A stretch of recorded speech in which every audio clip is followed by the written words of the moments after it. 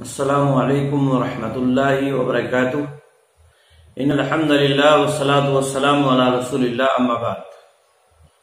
محترم ناظرین کرام اور عزیز طلبہ،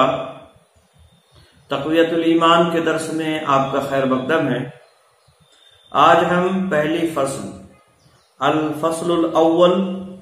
فی الاجتناب عن الاشراک یعنی پہلی فصل شروع کریں گے، جس میں مجمل شرک کی برائی بیان کی گئی ہے۔ مجمل شرک کی برائی کا مطلب یہ ہے، یعنی اس میں بغیر تفصیل کے شرک کی مذمت میں قرآن اور احادیث سے نصوص کو بیان کیا جائے گا کہ شرک کتنا بڑا جرم ہے اور اس کی کس قدر خطرناکیاں ہیں۔ پہلی بات مؤلف نے جو یہاں بیان فرمائی ہے، کہتے ہیں اللہ تعالی مشرک کو نہیں بخشے گا۔ یعنی شرک کی سب سے بڑی خرابی اور خطرناکی یہ ہے کہ شرک کو اللہ رب العالمین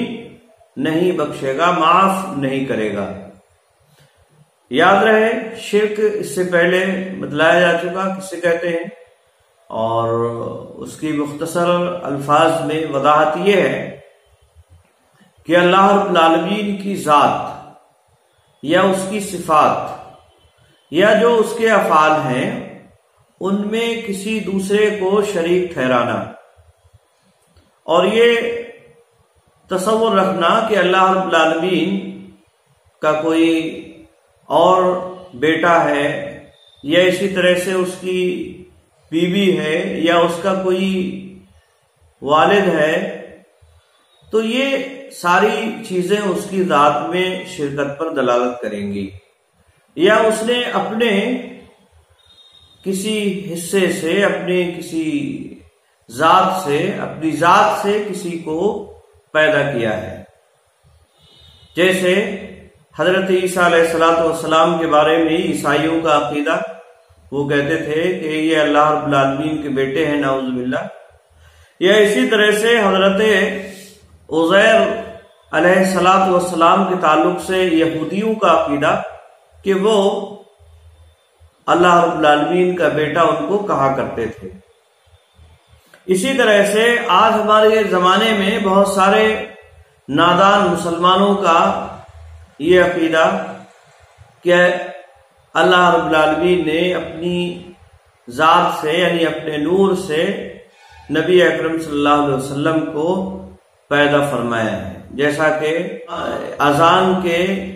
بعد یا اسی طرح سے اور بھی بہت سارے مواقع پر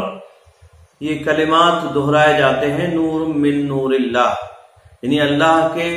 نور کا ایک حصہ، ایک نور، اللہ رب العالمین کے نور کا ایک نور۔ تو یہ ساری چیزیں اللہ رب العالمین کی ذات میں شرک پر دلالت کرتی ہیں۔ اللہ رب العالمین کی ذات میں اس سے شرک لازم آتا ہے۔ اس کی صفات میں شرک کا مطلب یہ ہے کہ اللہ رب العالمین نے جو کام اپنے لیے خاص کر رکھے ہیں، جیسے سننا ہے ہر شخص کی یا ہر چیز کی آواز کو، یا دیکھنا ہے ہر ڈھکی چھپی چیز کو، یہ اللہ رب العالمین ہی کی قدرت ہے، یا اسی کا یہ کمال ہے کہ وہ ہر چیز پر نظر رکھے ہوئے ہے، اپنے علم اور اپنے اقتدار کی وجہ سے وہ ہر جگہ حاضر و ناظر ہے۔ اب اگر کوئی آدمی اللہ رب العالمین کو چھوڑ کر کسی دوسری ہستی میں بھی اس طرح کی صفات مانتا ہے، تو گویا کہ اللہ رب العالمین کی صفات میں وہ شرک کا مرتکب ہے۔ یا اسی طرح سے اللہ رب العالمین کے جو افعال ہیں، یعنی جو اس کے لیے کیے جانے والی چیزیں ہیں، عبادات وغیرہ جو اس نے اپنے لیے خاص کر رکھے ہیں، ان کو کسی اور کے لیے بجا لانا، جیسے رکوع، سجدہ، یا اسی طرح سے تعظیم کے ساتھ ہاتھ باندھ کر کھڑا ہونا، یا ذبح کرنا جانوروں کا، یا اسی طرح سے اور جو دوسری عبادات کی شکلیں ہیں، وہ ساری کی ساری اللہ رب العالمین نے اپنے لیے خاص کر رکھی ہیں۔ اب اگر کوئی آدمی ان میں سے کسی کو بھی دوسرے کے ساتھ کرتا ہے تو یہ بھی شرک ہے، جیسا کہ اس سے پہلے اس کی وضاحت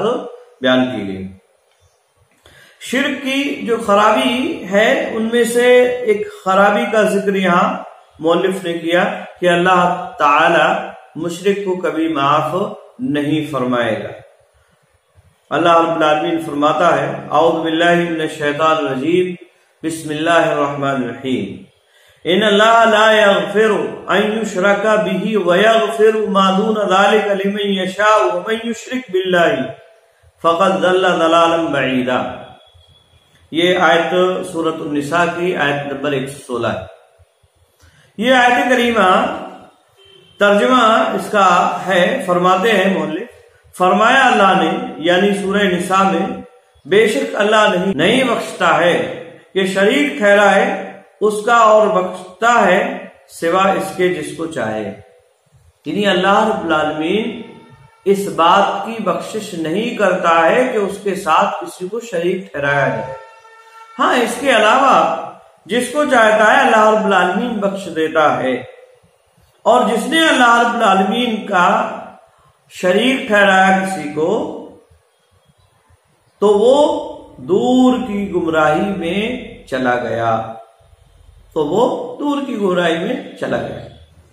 یہ آیت کریمہ اس بات کی دلیل ہے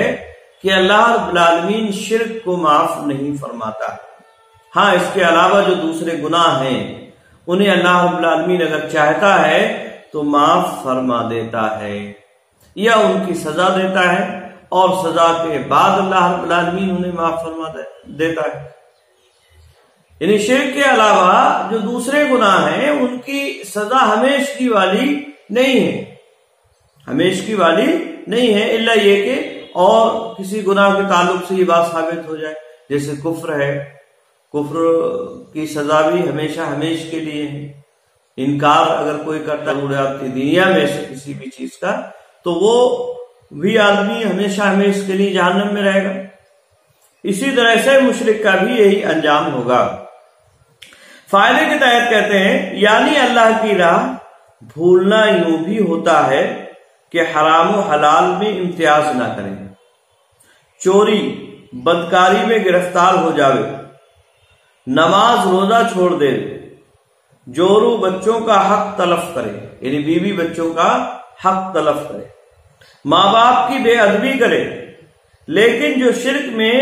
پڑا وہ سب سے زیادہ بھولا، اس لیے کہ وہ ایسے گناہ میں گرفتار ہوا کہ اللہ تعالیٰ اس کو ہرگز نہ بخشے گا، اور سارے گناہوں کو اللہ شاید بخش بھی دے وے۔ یعنی شاید اللہ رب العالمین جو دوسرے گناہ ہیں شرک کے علاوہ یا اسی طرح سے کفر کے علاوہ دوسرے اور بعض دلائل کی بنیاد پر اللہ رب العالمین ممکن ہے بخش دے، لیکن ان دونوں گناہوں کو نہیں بخشے گا۔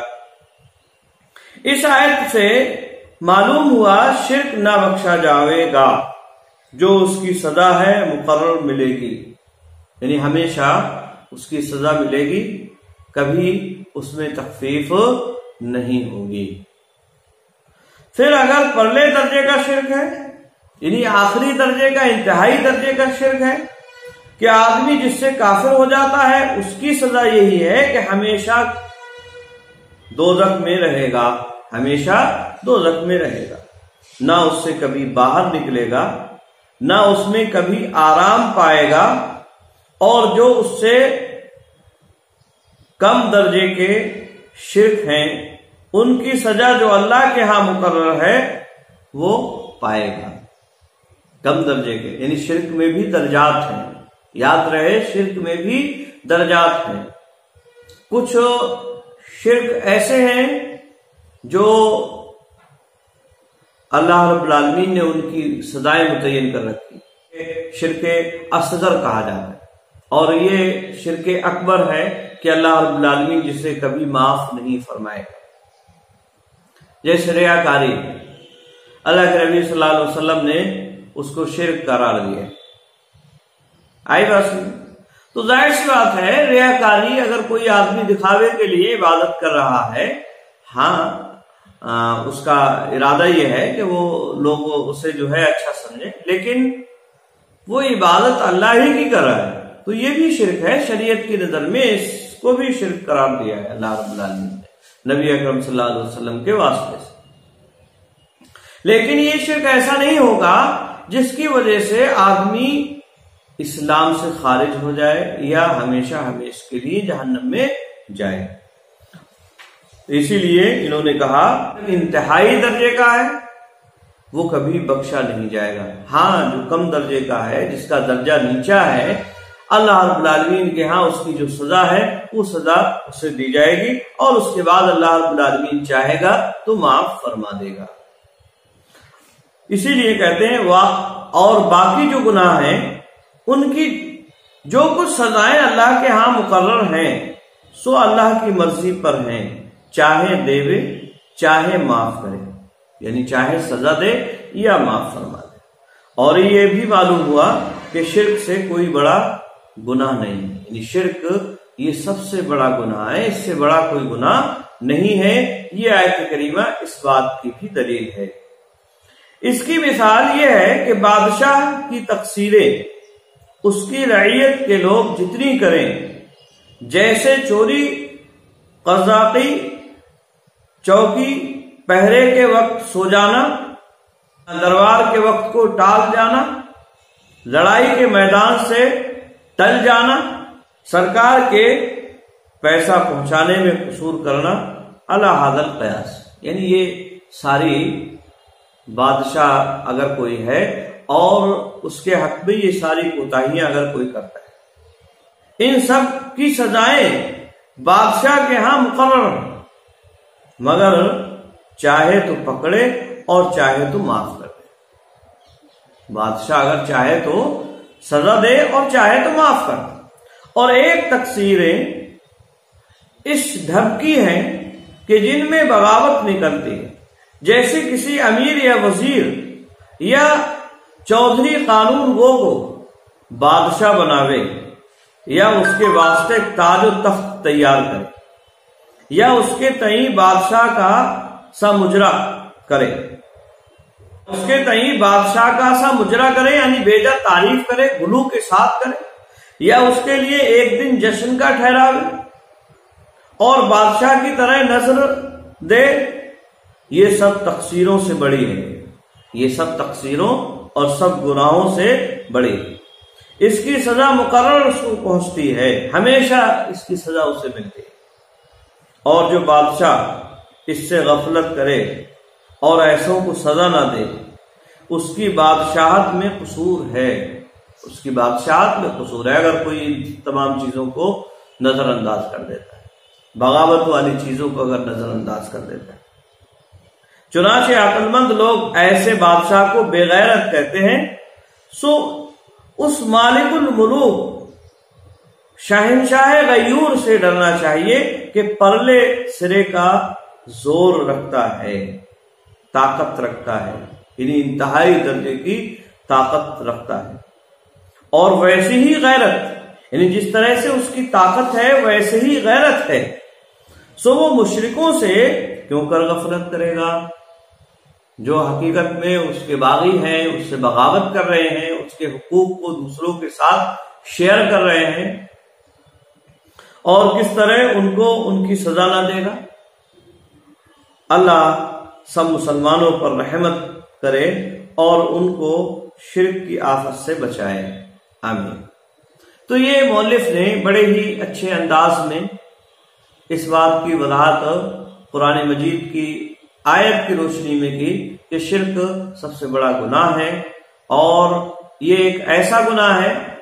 جس میں اللہ رب العالمین کی ایک طرح سے بغاوت ہے، اللہ رب العالمین سے، اللہ رب العالمین کی بغاوت پائی جا رہی ہے، اور اس کو اللہ رب العالمین کبھی بھی معاف نہیں فرمائے گا۔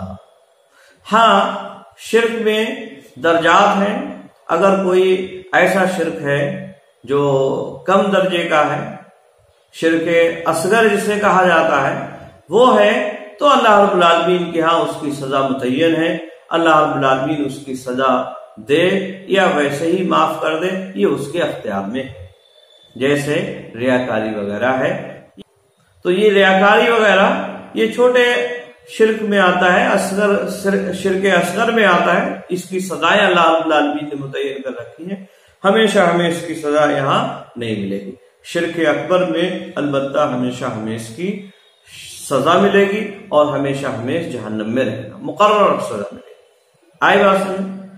آج کے لیے بس اتنا ہی۔ اللہ رب العالمین ہمیں شرک جیسے گناہ سے بچائے، آمین۔ السلام علیکم ورحمۃ اللہ وبرکاتہ۔